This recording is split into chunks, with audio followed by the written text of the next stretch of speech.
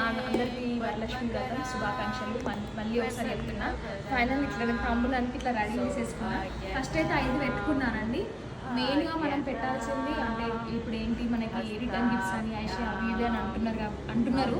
But నేనైతే అవి ఏం చేయట్లేదు. నాకున్నంతలో నేను 2 జాయింట్ ముక్కలు అంటే బ్లౌజ్ పీసెస్, 2 తమలపాకులు, 2 అరటిపళ్ళు ఖచ్చితంగా 2 పెట్టాలి. ఒక్కొక్కటి జతనే పెట్టాలి. అండ్ పసుపు కుంకుమ, 2 పోకలు, శనగలు అయితే కంపల్సరీ ఏ ప్రసాదం పెట్టకపోయినా శనగలు ఇది కూడా నానబెట్టి ఉడకబెట్టాల్సిన అవసరం లేదు. అండ్ పరమాన్నం చేసిన నేను స్వీట్ అండ్ ఇది అనమాట. అండ్ ఒక పువ్వు. సో ఇట్లనైతే నేను రెడీ చేసి పెట్టుకున్నా.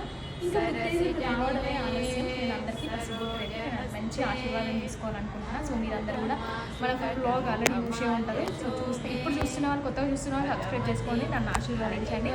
అందరికీ శ్రావణ మాస శుభాకాంక్షలు.